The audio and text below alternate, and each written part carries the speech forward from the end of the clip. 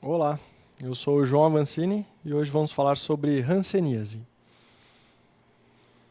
Então, a hanseníase é uma doença infectocontagiosa crônica muito antiga, que era conhecida como lepra, e nessa aula eu vou me basear em algumas questões e com base nisso vamos discutindo as teorias. Tá bom?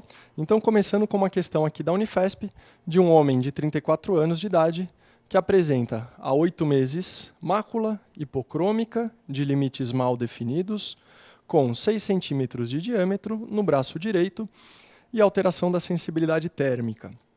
Em relação a esse paciente, é correto afirmar que a alternativa A apresenta a forma tuberculoide da doença e o teste de Mitsuda é negativo.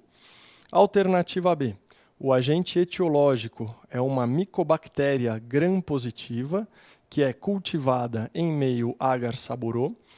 Alternativa C, o tratamento deve ser realizado por 2 anos com poliquimioterapia. D, apresenta a forma indeterminada da doença e o teste de Mitsuda pode ser positivo ou negativo. E alternativa E, a baciloscopia revela grande número de bacilos álcool ácido resistentes. Então, para discutir essas questões, eu vou me basear principalmente no material que é disponibilizado pelo Ministério da Saúde. Então, aqui o primeiro, as diretrizes para a vigilância, atenção e eliminação da hanseníase como problema de saúde pública e o guia para o controle da hanseníase. Esses são materiais oficiais do Ministério da Saúde e daí virão as bases para essas questões. Antes de entrar nas alternativas diretamente, eu vou falar um pouquinho sobre a hanseníase. Então, a hanseníase é causada pelo Mycobacterium leprae e, como eu já tinha mencionado, é uma doença que era antigamente conhecida como lepra, mas esse conceito de lepra englobava várias doenças de pele, não necessariamente a hanseníase única e exclusivamente. A psoríase, por exemplo, uma outra doença de pele que não é contagiosa, também era englobada como lepra antigamente. Em 1873, aí sim, o Dr. Gerard Hansen descreveu o bacilo, e é um bacilo da ordem Actinomycetales, da família Mycobacteriaceae, e é um bacilo álcool-ácido resistente. E na sua parede, ela é rica em lipídios e existe a presença do glicolipídio fenólico, que é o PGL1, que é a sua principal estrutura de barreira. É uma bactéria gram-positiva, de baixa toxicidade e não é cultivável. E o alvo principal do Mycobacterium leprae são os nervos periféricos e, mais especificamente, as células de Schwann. Então, a hanseníase é uma doença infectocontagiosa crônica e estima-se que a maioria da população possui uma defesa natural contra o Mycobacterium leprae. Depois eu vou mostrar um esquema de toda essa visualização das manifestações crônicas da doença. Então, a maior parte das pessoas que entram em contato com o bacilo acabam nem adoecendo. Sabemos que a suscetibilidade ao Mycobacterium leprae possui uma influência genética, então aqueles familiares de pessoas com hanseníase possuem uma maior chance de adoecer. A hanseníase ela tem um longo período de incubação, isso é muito importante em todo o curso da doença. Primeiro, porque os sinais e os sintomas eles podem se manifestar de maneira muito tardia a partir do momento em que esse indivíduo entra em contato com o bacilo. Então, em média, esse período de incubação pode durar de 2 até 7 anos e existem relatos de mais de 10 anos de incubação entre o contato e o desenvolvimento das primeiras lesões. A transmissão do Mycobacterium leprae ela se dá por meio de convivência muito próxima, então um contato íntimo e prolongado, de um indivíduo na forma multibacilar, e depois eu vou explicar bem o que é a forma multibacilar, que não esteja em tratamento. Tá bom? Aquele indivíduo que já estiver em tratamento já não transmite mais a doença.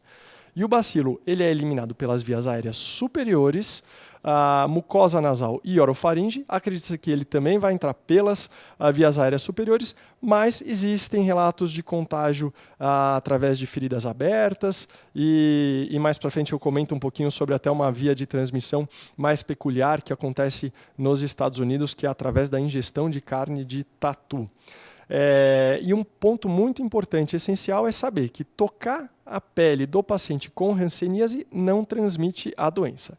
Então vamos lá, esse é um esquema muito importante e é aqui que eu vou basear toda a aula. Aqui em vermelho a gente consegue ver então o bacilo e através do contato, a maioria das pessoas não são suscetíveis a essa doença, ou seja, 90% dos indivíduos não vão desenvolver a hanseníase. Aqueles poucos indivíduos que são geneticamente predispostos a desenvolver a hanseníase e que entrarem em contato com um indivíduo multibacilar vão passar pela fase indeterminada obrigatoriamente, que é a primeira fase da doença, caracterizada por uma mácula, ou seja, uma mancha hipocrômica, mais clara do que a pele normal desse paciente, e que começa a apresentar algumas alterações de sensibilidade. A hanseníase indeterminada é uma forma paucibacilar, ou seja, poucos bacilos estão presentes ainda nesse momento. Essa fase indeterminada, todos os indivíduos devem passar por ela. Só que é uma lesão muito discreta e muitas vezes passa despercebida. Mesmo passando pela forma indeterminada, aquele indivíduo geneticamente predisposto, que foi exposto ao bacilo, muitos deles ainda podem evoluir para a cura espontânea a partir da forma indeterminada. Já aqueles indivíduos que não evoluírem para a cura, vão entrar na forma de doença crônica. E aí entra a parte mais desafiadora da hanseníase. Porque independentemente da bactéria, é a mesma que vai infectar todo mundo. O tipo de hanseníase que esse paciente vai apresentar depende da genética dele, depende do padrão de resposta inflamatória que será gerada frente a essa infecção. De um lado, nós temos o polo da hanseníase tuberculoide, paciente com boa resposta imunicelular, formando granuloma contra o bacilo, restringindo a doença a poucas áreas com lesões bem definidas, infiltradas e com alteração de sensibilidade importante. E no outro polo, aquele indivíduo que está produzindo anticorpos frente à bactéria, ou seja, é um tipo de resposta ineficaz, e esse indivíduo estará no polo da hanseníase virchoviana. E no meio temos as formas indeterminadas que caracterizam-se como hanseníase dimorfa. Existe a hanseníase dimorfa tuberculoide, que tem características que se assemelham à forma tuberculoide, mas já são mais lesões, são lesões mais espalhadas, que não costumam ficar restritas a poucas áreas, ou, por exemplo, um único membro de acometimento, já começam a ser lesões mais difusas. Existe uma forma central, que é a hanseníase dimorfo-dimorfa, caracterizada pelas lesões foveolares, ou lesões de aspecto em queijo suíço, e, por fim, a hanseníase dimorfo-virchoviana, que vai trazer algumas características da hanseníase virchoviana, mas ainda não chega a ser aquele polo tão anérgico.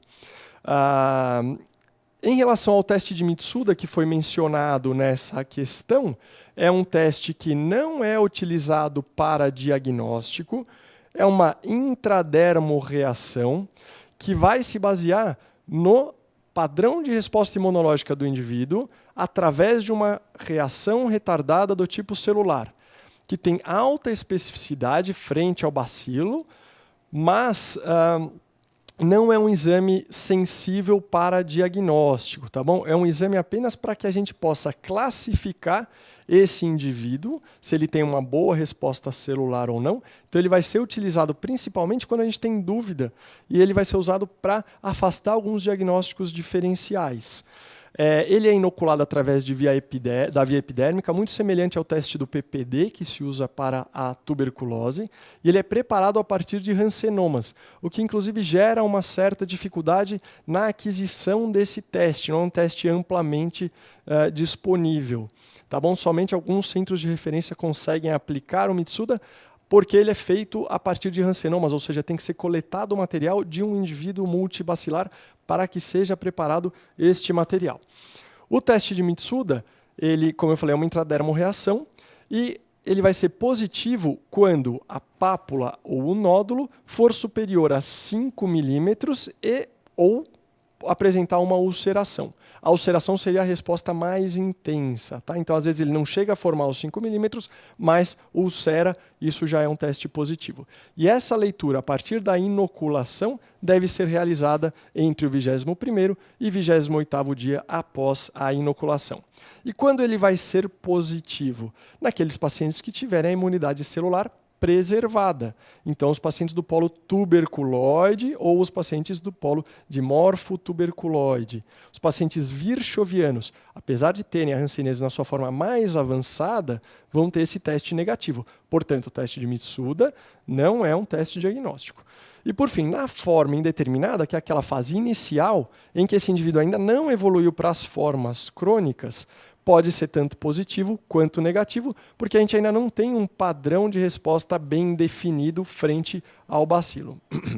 Então, voltando ao caso da questão apresentada. Aquele paciente tinha uma mácula hipocrômica, com limites mal definidos, presença de alteração da sensibilidade térmica, portanto, essa questão descreveu um caso de hanseníase indeterminada. Então, vamos discutir alternativas por alternativas. Primeiro, apresenta a forma tuberculoide da doença e o teste de Mitsuda é negativo.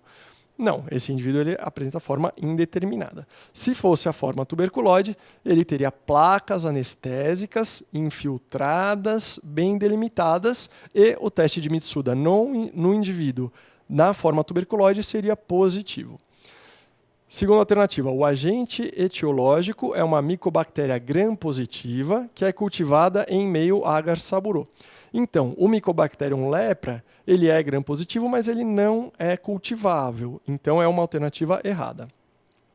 Alternativa C, o tratamento deve ser realizado por 2 anos com poliquimioterapia. Então, voltando um pouquinho à parte teórica, como que é o tratamento da hanseníase? Aqui eu apresento as 2 cartelas, essas cartelas já vêm prontas, são disponibilizadas pelo Ministério da Saúde. Em vermelho a gente vê a cartela multibacilar, que é para os pacientes então do polo virchoviano ou dos pacientes dimorfos, e eles vão realizar esse tratamento por 1 ano. Do outro lado, a cartela verde é para os pacientes do polo paucibacilar, que deve ser realizado esse tratamento por 6 meses. Então, a alternativa aqui, só quando fala de 2 anos, já mostra uma alternativa errada. E quais são os medicamentos que compõem o tratamento? Basicamente, rifampicina, com uma dose mensal, então apenas uma vez por mês esse indivíduo vai receber a rifampicina, 600 mg por mês. São 2 comprimidos de 300 mg. Isso eu estou me baseando no indivíduo adulto, que é a cartela que a gente viu no slide anterior. A dapsona é de uso diário e a clofazimina é um tratamento que só vai ser instituído para os multibacilares. Que a clofazimina ela é dada na dose diária de 100 mg por dia e uma vez por mês, no mesmo dia que esse indivíduo receber a rifampicina, ele vai receber a dose de 300 mg da clofazimina. Então, o paucibacilar, ele vai tratar por 6 meses, apenas com rifampicina uma vez por mês e dapsona todos os dias. O paciente do polo multibacilar, que vai tratar por 1 ano, ele vai receber, além da rifampicina mensal e da dapsona diária, ele vai receber a clofazimina diariamente e uma dose maior da clofazimina uma vez por mês. Vamos voltar às alternativas. Então, a alternativa D apresenta a forma indeterminada da doença e o teste de Mitsuda pode ser positivo ou negativo. Essa é uma alternativa correta. Lembrando, o Mitsuda é um teste que não é diagnóstico e nas formas indeterminadas ele pode ser tanto positivo quanto negativo. Naquele indivíduo que tem a forma indeterminada e tiver um teste de Mitsuda positivo, muito provavelmente ele vai evoluir para a forma tuberculoide. Se ele tiver o teste de Mitsuda negativo, ele vai evoluir para o polo virchoviano. Por fim, a última alternativa, a baciloscopia revela um grande número de bacilos álcool-ácido resistentes. Também não, nós estamos frente a um paciente na forma indeterminada, que é uma forma paucibacilar. Portanto, voltando à questão, a alternativa correta seria D, Então, esse indivíduo apresenta a forma indeterminada da doença e o teste de Mitsuda pode ser positivo ou negativo. Próxima questão. A hanseníase continua sendo uma doença de alta prevalência no Brasil, o que atesta os baixos níveis socioeconômicos do nosso país. Sobre a hanseníase, é correto afirmar a alternativa A. Na hanseníase tuberculoide, o comprometimento neural normalmente é intenso e tardio. Alternativa B. A transmissão da hanseníase se dá exclusivamente por via respiratória. C. A lepra de Lúcio, ou lepra bonita, encontra-se no polo multibacilar. D. Na hanseníase virchoviana, a baciloscopia das lesões é negativa. Então, voltando àquele nosso esquema, a gente sabe que a hanseníase vai ter as suas formas pauci e multibacilares, que seria a classificação da OMS. E essas formas pauci e multibacilares têm uma subdivisão, e aí a gente vai na classificação que se chama classificação de Ridley-Joplin, aí sim chamar de indeterminada, tuberculoide, virchoviana ou dimorfa. Então vamos lá. Hanseníase tuberculoide está no polo pauci-bacilar, em que há um predomínio da resposta imunicelular com formação de granulomas. A manifestação mais frequente da forma tuberculoide é uma placa que é anestésica ou placas com bordas elevadas, bem delimitadas e o centro mais claro, em forma de anel ou círculo. Com menor frequência, a hanseníase ela pode se manifestar como um nervo espessado, com perda total de sensibilidade no território de inervação, mas geralmente um único território, né, um único nervo acometido. A baciloscopia das formas tuberculoides ela é negativa, essa baciloscopia que é colhida dos pontos índice, do lóbulo da orelha, dos cotovelos. Eu vou falar um pouquinho mais para frente sobre como se realiza a baciloscopia. E na baciloscopia da lesão de uma biópsia, por vezes a gente encontra raros bacilos, mas ela é classificada, então, a hanseníase tuberculoide como pauci-bacilar. Tá bom? A baciloscopia negativa, ela não vai nem confirmar, nem afastar um diagnóstico de hanseníase. E o que é importante nas formas tuberculoides? Sempre há perda de sensibilidade e pode ser associada ou não a uma alteração da função motora, porém de forma localizada. Por que há essa perda de sensibilidade nas lesões da hanseníase tuberculoide? Primeiro, pela ação direta do bacilo. O bacilo ele tem tropismo pelos nervos periféricos e, por si só, ele já vai levar a um dano neural. Mas a gente vê que na hanseníase tuberculoide, as alterações de sensibilidade são muito mais importantes e mais precoces do que na hanseníase virchoviana, por exemplo. Por que isso acontece? Por conta do infiltrado inflamatório tão intenso. Aquele granuloma que é formado para tentar restringir a infecção, para tentar destruir os bacilos, ele vai destruir todos os tecidos que estão ao redor. Então, esse granuloma destrói também os nervos que estão infectados pelo bacilo. Então, essa destruição neural ocorre tanto por conta do bacilo quanto por conta da imunidade.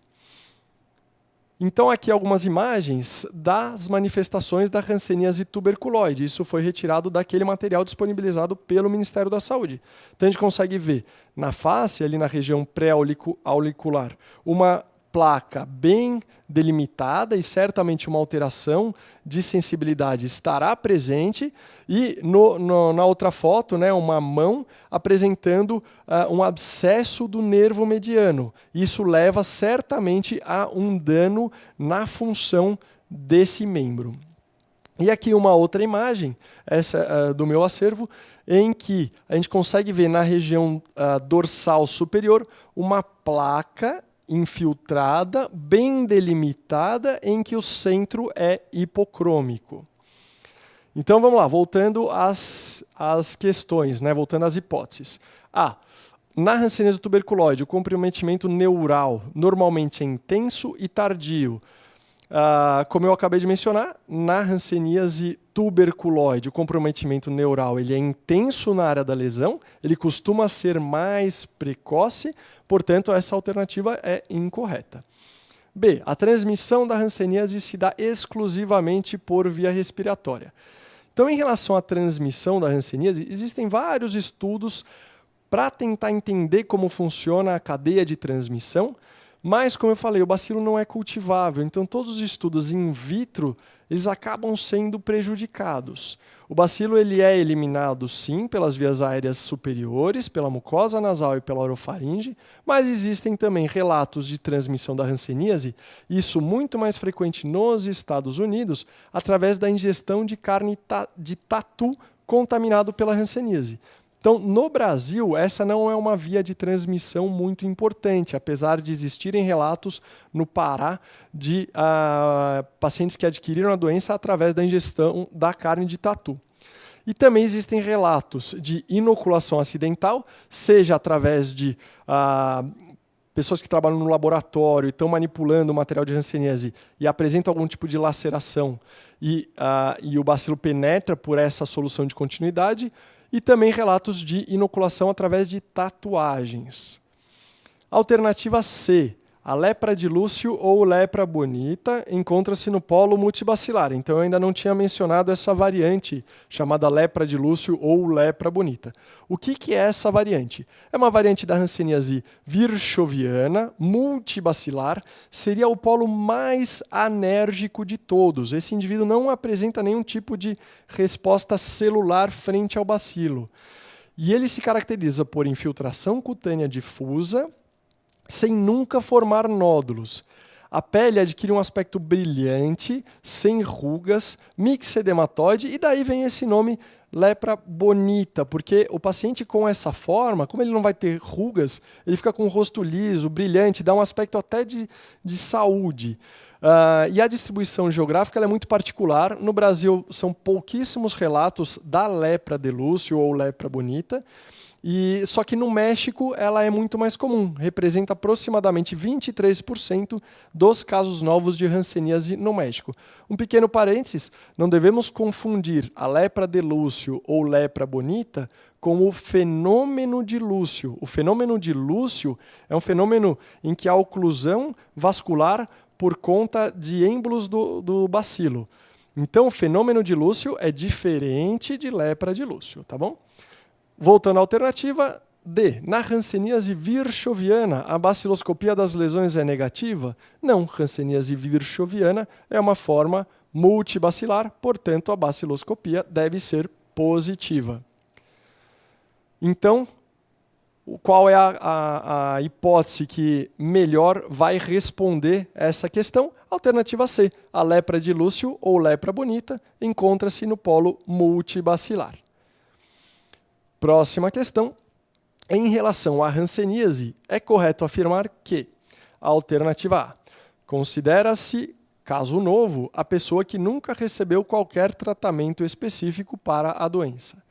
B. São classificados como paucibacilares os pacientes que apresentam de 5 a 10 lesões de pele. C. São componentes de prevenção da incapacidade, o autocuidado, o diagnóstico em qualquer fase da doença e o tratamento regular com a poliquimioterapia. D. A vacinação com o BCG deverá ser aplicada somente nos contatos dos casos índice com classificação multibacilar. E, por fim, E. O teste de Mitsuda é um teste diagnóstico. Então, vamos lá, uma a uma. Primeiro, considera-se caso novo a presença que nunca recebeu, a pessoa que nunca recebeu qualquer tratamento específico para a doença. Pelo Ministério da Saúde, qual é a definição de caso? O caso vai ser definido como hanseníase aquela pessoa que apresentar um ou mais dos seguintes sinais cardinais, e esse indivíduo já deve receber a poliquimioterapia. Não precisa de nenhum outro exame. Se um indivíduo apresentar qualquer um desses sinais cardinais, o médico já está autorizado a realizar o tratamento. Então, lesão ou área de pele com alteração da sensibilidade térmica, dolorosa ou tátil, isso já configura um caso de hanseníase. A presença de um espessamento do nervo periférico associado a alterações sensitivas e ou motoras e ou autonômicas também configura um caso. E, por fim, a presença do bacilo do Mycobacterium leprae, seja na baciloscopia colhida dos pontos índice, seja colhida da lesão, ou seja, numa biópsia de pele. Qualquer um desses sinais cardinais já confirmam o diagnóstico de hanseníase e o indivíduo deve ser encaminhado para o tratamento. Do ponto de vista da vigilância epidemiológica, então, a hanseníase é uma doença que é muito importante do ponto de vista epidemiológico. No final da aula eu vou falar um pouquinho sobre qual é o papel do Brasil na endemia da hanseníase. E aqui, esse é um fragmento que foi retirado lá do texto do Ministério, e a gente consegue ver lá embaixo que fala: considera-se um caso novo de hanseníase a pessoa que nunca recebeu qualquer tratamento específico para a doença. Então, voltando aqui às alternativas, B, são classificados como paucibacilares os pacientes que apresentam de 5 a 10 lesões. Então, aqui, até agora eu estava falando sobre a classificação de Ridley-Joplin, que divide em indeterminado, tuberculoide, virchoviano, dimorfo. Quando a gente fala na classificação operacional do Ministério da Saúde, é uma classificação simplificada, que vai dividir apenas em paucibacilar e multibacilar. O paucibacilar é aquele indivíduo que apresentar até 5 lesões de pele. E o multibacilar é aquele que vai apresentar mais do que 5 lesões de pele. Por que isso é importante? Para que, frente a um paciente com a hipótese de hanseníase, a gente não perca nenhum caso multibacilar. Então, certamente, com essa definição, alguns pacientes que são dimorfotuberculoides, eles podem ter mais do que 5 lesões de pele e até seriam paucibacilares do ponto de vista baciloscópico. Mas em termos de definição, se tem mais de 5 lesões, vamos tratar como multibacilar para não deixar nenhum paciente multibacilar ficar com um esquema inadequado, né? Eu falei que o paucibacilar recebe o tratamento por menos tempo e com uma droga a menos. O paciente que está no polo paucibacilar não vai receber a clofazimina. Alguns critérios adicionais para essa classificação. Aqueles pacientes que tiverem mais de um nervo ou um território neural acometido, por mais que tenham menos de 5 lesões, eles também serão classificados como multibacilares, porque acreditamos que, se o nervo ulnar estiver acometido e o nervo fibular também estiver acometido, essa doença já espalhou, portanto, deve ser multibacilar e apresenta poucas lesões de pele. Ele pode ter um predomínio do componente neural.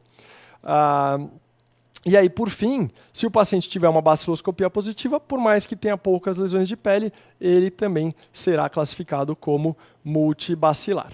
Em relação à hipótese C, são componentes da prevenção de incapacidade, o autocuidado e o diagnóstico em qualquer fase da doença e o tratamento regular com a PQT. Então, prevenção de incapacidades é algo essencial na hanseníase. Primeiro, a gente precisa fazer diagnóstico precoce. Isso é essencial. Educação em saúde. Os indivíduos devem ser instruídos, tanto o paciente que está com a hanseníase quanto os seus familiares. A gente tem que ensinar sobre a doença, ensinar sobre autocuidados. Porque, como há uma alteração da sensibilidade, esse indivíduo ele pode apresentar lesões e nem sentir. Por exemplo, nos pés. É muito comum o paciente chegar numa consulta com uma ferida no pé e ele nem lembra de ter feito nada naquele pé. Já aconteceu, existem casos, o paciente chegar com um prego no pé e ele nem sentiu, não tinha visto, não tinha prestado atenção. Então, a parte de educação e prevenção é essencial na hanseníase. Então, tratamento precoce, o mais rápido possível, e educação em hanseníase. Em relação à hipótese da vacinação de BCG ser aplicada somente em contatos dos casos índice com classificação multibacilar, o que diz o manual? A investigação epidemiológica nos contatos deve ser baseada em anamnese, dirigida aos sinais e sintomas da hanseníase. Então, todos os contactantes próximos daquele paciente que foi diagnosticado com hanseníase, independente da forma, seja pauci, seja multibacilar, todos os contactantes próximos devem ser examinados, devem ser questionados ativamente em relação a alterações de sensibilidade, presença de lesões de pele. Então, deve ser realizado o exame dermatoneurológico e a vacinação do BCG deve ser aplicada em todos os contatos, seja um paciente paucibacilar, seja multibacilar. Tá bom? Todos os contactantes devem receber a vacinação. E aqui é o esqueminha do Ministério da Saúde. Então, a gente consegue ver aqui a padronização. Todos os contatos devem receber, sendo que aqueles que não tiverem nenhuma cicatriz do BCG devem receber a dose. Aqueles que tiverem uma cicatriz devem também receber a dose. Só ficam isentos de receber a próxima dose do BCG aqueles pacientes que já tiverem 2 cicatrizes. Isso existe. Existem alguns locais do Brasil em que já de rotina é aplicado para o paciente lá, a criancinha, 2 doses da BCG. Somente esses que não devem receber uma nova dose de reforço da BCG. Então aqui, a vacinação da BCG deve ser aplicada somente nesses contatos? Algumas particularidades. Pacientes com menos de 1 ano de idade, que já foram comprovadamente vacinados, eles não precisam receber novamente essa dose. Tá bom? Então, crianças menores de 1 ano também entram na exceção, porque acabaram de receber, a gente acha que já houve um estímulo para a imunidade celular. Por fim, a outra alternativa, o teste de Mitsuda é um teste diagnóstico? Não, já mencionei, não é um teste diagnóstico, é um teste que vai avaliar o padrão de resposta do indivíduo frente ao bacilo. Então, voltando aqui às alternativas, em relação à hanseníase, é correto afirmar que considera-se caso novo a pessoa que nunca recebeu qualquer tratamento específico para a doença, evidentemente, aqui falando de um paciente que apresente lesões, tá bom? Não é qualquer pessoa que nunca recebeu tratamento que é um caso novo, só aquelas pessoas que apresentam lesões compatíveis com hanseníase, então fica essa apenas uma pequena crítica à questão, porque ela não está tão clara, né? Isso parece que qualquer pessoa que nunca recebeu o tratamento já é um caso novo. Próxima questão. Hanseníase, doença crônica, infectocontagiosa, de evolução lenta, manifesta-se principalmente por sinais e sintomas dermatoneurológicos, lesões na pele e nos nervos periféricos.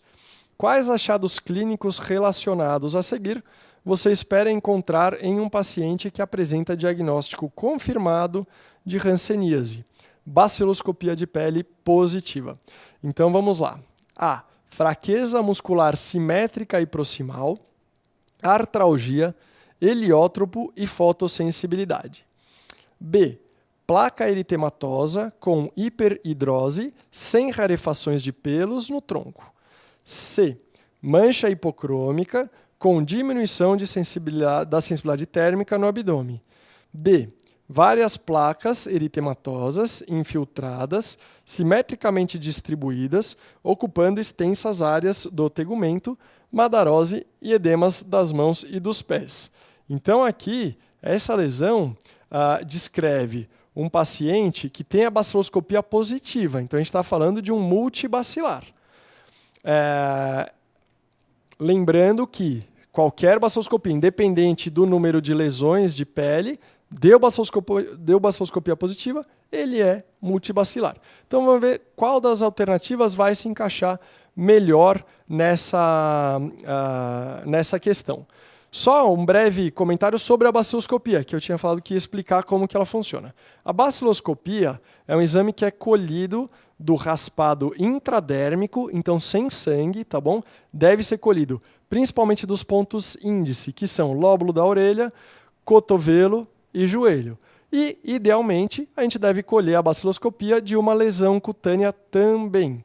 E, a partir daí, é feito o índice baciloscópico. A gente consegue ver, então, o exemplo, e é um exame que o paciente não gosta muito de fazer, porque é realizado um pequeno corte, uma pequena incisão no lóbulo da orelha, por exemplo, aqui nessa questão, sob isquemia, então, a gente usa uma pinça, dói um pouquinho para fazer essa isquemia, depois faz ainda um pequeno corte, e infelizmente geralmente sem anestesia, porque é um corte muito superficial, mas incomoda o paciente, principalmente aquele que não tiver hanseníase e tiver a sensibilidade preservada, faz um raspado intradérmico, e esse material ele é corado, aqui com o Zil-Nielsen, pode ser usado também o faraco para corar os bacilos, e aí a gente consegue ver, são essas estruturas avermelhadas ou vinhosas que a gente consegue ver ali no slide.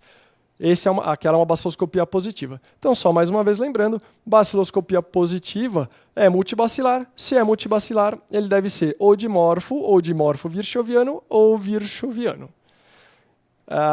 Como é que é a apresentação de uma hanseníase virchoviana? Tá? A gente deve notar várias lesões e a alteração de sensibilidade não chega a ser tão evidente quanto a gente viu lá no polo tuberculoide. Tá bom? Então aqui eu vou falar um pouquinho geral de sinais e sintomas da hanseníase, voltar um pouquinho a alguns conceitos dermatológicos. Então primeiro, mancha pigmentar ou discromia. Mancha é aquela alteração da coloração. Então a gente vê a mancha resulta da alteração em relação à pele normal, resulta da ausência, diminuição ou aumento da melanina ou depósito de outros pigmentos ou substâncias na pele. Essa é a definição de mancha dermatologicamente falando. Tá? Mas quando a gente fala da mancha hipocrômica que a gente vai ver na hanseníase, normalmente uma mancha branca com alteração de sensibilidade. A mancha não tem relevo. O que tem relevo é a placa. Então, o conceito de placa é uma lesão que se estende em superfície por vários centímetros, elevada, e muitas das lesões são formadas através de pápulas, que é a manifestação também de uma lesão sobrelevada, só que pequena. Essas pápulas podem confluir numa grande placa, e aí a gente pode ter uma placa de padrão papuloso, uma placa descamativa, e aí existem várias definições secundárias sobre uma placa. Mas toda vez que eu falar de placa, eu estou falando de uma lesão sobrelevada. E por fim, qual é o conceito de infiltração? O aumento da espessura e da consistência da pele, com menor evidência dos sulcos, então fica aquela pele mais firme, e a gente vê menos os sulcos naturais, vê menos as rugas, e os limites normalmente de uma infiltração são imprecisos. Por vezes a infiltração é acompanhada de um eritema discreto. E aí quando a gente faz uma vitropressão, surge uma coloração alterada, diferente da cor normal da pele. Às vezes café com leite, às vezes um pouco mais para o tom alaranjado, especialmente quando a gente fala de uma lesão infiltrada do padrão sarcoídeo. E o que é o ponto de vista histopatológico? O que representa a infiltração? É a presença de um infiltrado inflamatório celular, muitas vezes associado a edema e vasodilatação. Ainda nos conceitos, nódulo é uma lesão também sólida, circunscrita, que pode ser elevada ou não, e normalmente é maior do que uma placa, de 1 a 3 centímetros, e é um processo patológico que vai se localizar na epiderme, na derme ou na hipoderme, então muitas vezes é uma lesão mais profunda que pode ser mais palpável do que visível. Isso é importante porque depois a gente vai falar de uma manifestação de hanseníase através de nódulos, que seria a reação hansênica, ou eritema nodoso hansênico. Na hanseníase, as lesões de pele sempre apresentam uma alteração de sensibilidade. E essa é uma característica que vai diferenciar de outras doenças dermatológicas. Lembrando que os polos paucibacilares, essa alteração de sensibilidade é muito evidente. Já nos multibacilares, às vezes o infiltrado inflamatório não é tão intenso e é só o dano do bacilo ao nervo, ainda não é tão importante. Então, muitas vezes é difícil avaliar essa alteração de sensibilidade em pacientes multibacilares, especialmente nas formas mais recentes. Aquele indivíduo que já tiver a doença há muitos anos, ele sim vai ter uma alteração de sensibilidade mais evidente. Então, esses conceitos eu tirei ali do guia prático, e aí, isso daqui é muito importante, tá bom? Quando a gente deve pensar em hanseníase? Então, os principais sinais e sintomas da hanseníase são áreas da pele ou manchas esbranquiçadas, acastanhadas ou avermelhadas, quando já passar da forma indeterminada, que tem alteração de sensibilidade ao calor, ou sensibilidade dolorosa, ou sensibilidade tátil. Mas nem sempre a lesão dermatológica está presente. A gente pode ver formigamento, choques, cãibras, seja nos braços, seja nas pernas, e que evoluem para dormência. E aí um dos sinais mais importantes é quando a pessoa se queima ou se machuca sem perceber. Presença de pápulas, tubérculos ou nódulos, que são os caroços, normalmente assintomáticos, também são manifestações da hanseníase. E aí uma manifestação importante que eu ainda não tinha mencionado, diminuição ou queda de pelos, localizada ou difusa, especialmente nas sobrancelhas, que é a madarose. Então a perda desse terço distal das sobrancelhas a gente chama de madarose e é uma das manifestações mais comuns na hanseníase virchoviana. São poucas as outras doenças que podem cursar com madarose também, só um diferencial importante, lembrar da sífilis nas formas mais avançadas também pode evoluir com a madarose. E por fim, a pele infiltrada, avermelhada, com diminuição ou ausência do suor no local. Então a hanseníase pode dar diminuição dos pelos e alteração do suor. Na área lesada, esse indivíduo vai ter uma menor sudorese, muitas vezes não sua. E aí, como perguntar isso ativamente para um paciente? O paciente entende como uma área que não pega pó. Paciente que trabalha em alguma área de suspensão, por exemplo, alguém que trabalha na construção civil, fica exposto a materiais em suspensão, de repente ele tem uma área que, junto com o suor, vai começar a acumular as partículas e de repente tem uma área que não acumula partícula nenhuma, porque é uma área que está seca, uma área que não vai acumular, então não vai pegar pó. Esse é um termo que o paciente costuma entender bastante sobre a redução da sudorese. E não adianta perguntar em geral, porque existe uma hiperidrose compensatória em outras áreas. Então aquele paciente que tiver uma alteração, uma redução da sudorese na área da lesão de hanseníase, provavelmente ele vai queixar de suar mais na axila, na região dorsal, no couro cabeludo. Além dos sinais e sintomas que foram previamente mencionados, também prestar atenção em dor, choque ou espessamento de nervos periféricos, especialmente o nervo ulnar, é o nervo mais fácil de ser palpado, é aquele nervo aqui na região do cotovelo. Diminuição ou perda de sensibilidade nas áreas dos nervos afetados. Então, por exemplo, o nervo ulnar, ele vai irradiar e ele vai inervar, toda a região da mão, especialmente no 5º e 4º quirodáctilos. Então o paciente fica com formigamento, especialmente nesses 2 dedos, e pode evoluir nas formas crônicas para a mão em garra, que é aquela mão em que há uma contratura fixa do 4º e 5º quirodáctilos. No pé, por exemplo, no nervo fibular, o paciente pode evoluir com o pé caído. O dano do nervo fibular vai levar ao pé caído. O paciente tem dificuldade na elevação dos membros. Diminuição e ou perda de força nos músculos inervados por estes nervos, principalmente nos membros superiores, inferiores e até nas pálpebras. Então, muitas vezes o paciente vai se queixar, dificuldade para manter os olhos fechados. Então, o paciente muitas vezes fecha, fica com aquele lagoftalmo. Ele fecha o olho, mas permanece uma área aberta por conta da fraqueza muscular naquele território inervado. Edema de mãos e pés e presença de cianose pode ser visualizada. E aqui agora eu vou falar um pouquinho sobre reação. Febre e artralgia associado a caroços dolorosos. Isso é uma manifestação da reação hansênica tipo 2. Depois, lá para frente, eu vou discutir um pouquinho sobre as reações hansênicas, que são um dos maiores desafios no tratamento e no manejo do paciente com hanseníase. Aparecimento súbito de manchas dormentes, com dor nos nervos dos cotovelos, que é o território do nervo ulnar, nos joelhos, que é o fibular, e por fim nos tornozelos, que é o tibial, é um dos, então esses são os 3 principais ramos acometidos pela hanseníase. E por fim, ressecamento e sensação de areia nos olhos. Então vamos voltar às alternativas. Alternativa A daquela questão: fraqueza muscular simétrica e proximal, artralgia, heliótropo e fotossensibilidade. Essas não são manifestações de hanseníase, são manifestações de uma outra doença, que é a dermatomiosite. Então aqui um exemplo de um heliótropo, inclusive ali nas mãos a gente vê as pápulas de Gottron. Então essa é uma alternativa que não configura um caso de hanseníase. Alternativa B: placa eritematosa com hiperidrose, sem rarefação dos pelos no tronco. Então, placa eritematosa, tudo bem, é uma manifestação de hanseníase, mas hiperidrose no local da lesão e sem a rarefação de pelos não são características de uma hanseníase, ali no caso que a gente tinha visto, era uma hanseníase multibacilar, não devem ser manifestações, ao contrário, é hipoidrose e há uma rarefação de pelos, então uma alopecia, uma madarose. C, mancha hipocrômica com diminuição da sensibilidade térmica no abdômen. Essa é uma descrição de uma lesão de hanseníase indeterminada.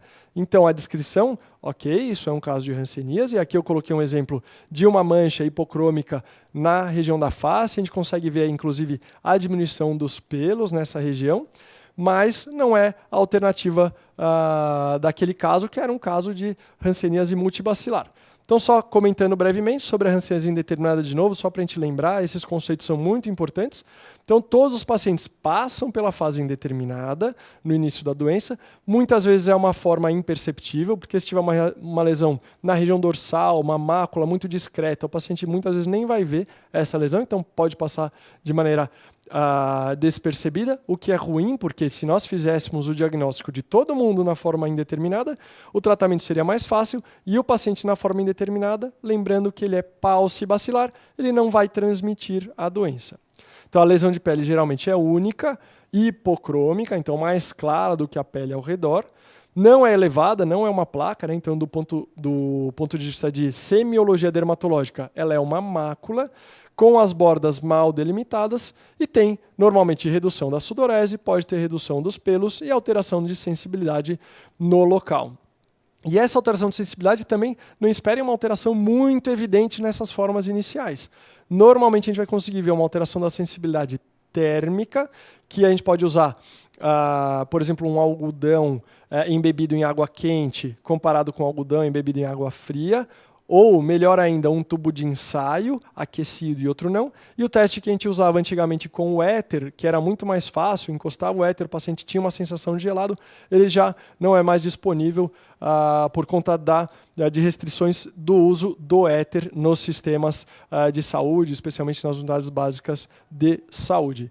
A biópsia de pele nas formas indeterminadas ela não ajuda muito, tá bom? Porque as alterações são muito precoces. Inclusive, os testes de sensibilidade que não seja o térmico muitas vezes vão estar preservados. Seja a sensibilidade dolorosa, que pode ou não estar preservada, e normalmente a sensibilidade tátil, sensibilidade ao tato, e que a gente usa os monofilamentos, aqueles mesmos usados para diabetes, para testar essa sensibilidade tátil, normalmente está preservada.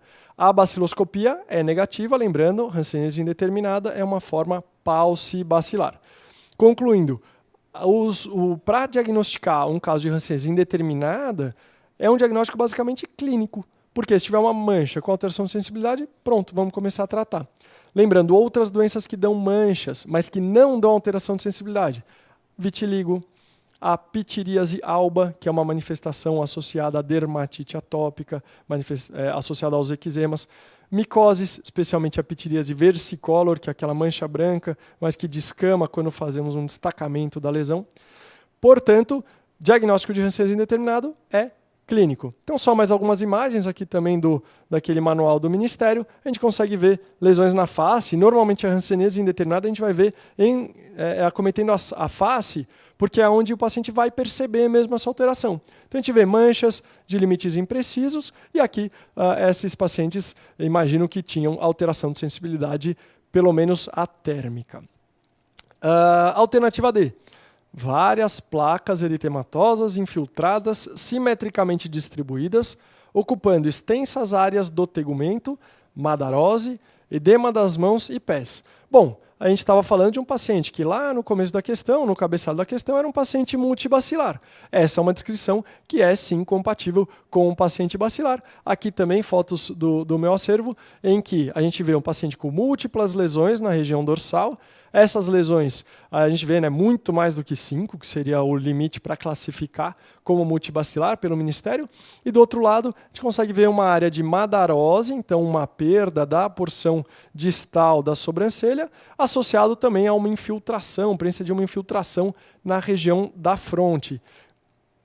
Então, hanseníase virchoviana, ou que ela é o protótipo da hanseníase multibacilar. É a forma de maior contágio da doença, há um predomínio da resposta imune humoral, e o paciente virchoviano, inicialmente, ele pode não ter manchas visíveis. Esse é um dos grandes desafios. As manifestações da hanseníase virchoviana são tardias, e a gente acaba deixando esse diagnóstico lá para frente, e aí esse indivíduo multibacilar, bacilífero, ele transmite a doença e é aí que a gente perde a chance de conseguir interromper a cadeia de transmissão. Porque o paciente multibacilar ele convive bem com a doença durante anos. A gente só vai fazer o diagnóstico quando ele tiver ou uma reação ou quando ele ficar na forma bem avançada, como foi a foto demonstrada. Então, o paciente virchoviano, ele pode só ter essa infiltração difusa.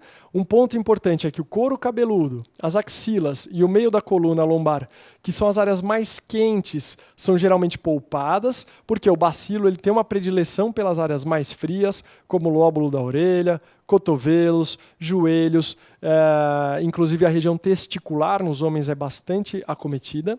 E na evolução da doença, aí sim podem aparecer pápulas, nódulos e aí as outras lesões, que são os rancenomas, que aí são santuários de bacilo, lesões repletas de bacilo.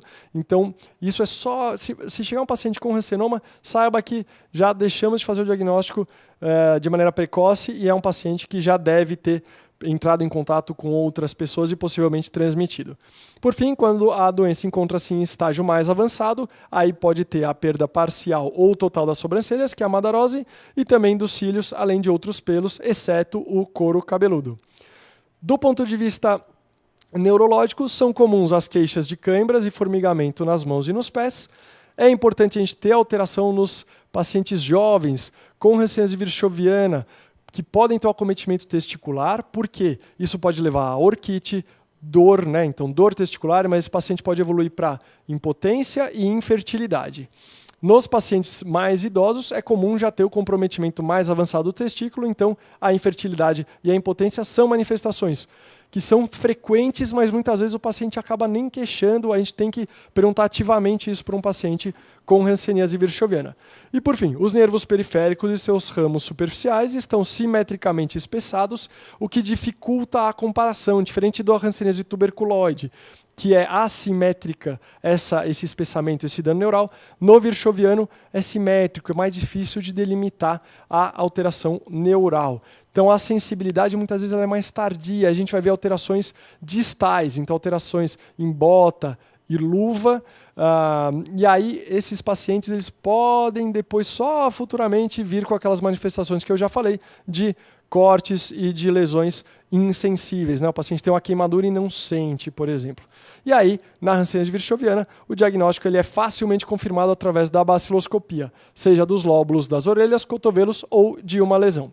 Então, para finalizar esse primeiro bloco, a questão que foi apresentada, ranceníase, doença crônica, infectocontagiosa, de evolução lenta, que tem sinais e sintomas dermatoneurológicos, lesões na pele, nervos periféricos. Quais os achados que a gente vai esperar num paciente com baciloscopia positiva? São várias placas eritematosas infiltradas, simetricamente distribuídas, ocupando extensas áreas do tegumento, madarose, edema das mãos e dos pés. Então, aqui encerramos esse primeiro bloco e depois a parte conceitual, acho que deu para pegar bastante nesse primeiro bloco, depois vamos focar um pouquinho mais em pequenos conceitos que vão vir com as questões e discutir várias outras questões, então tem um número grande de questões para discutir no segundo bloco.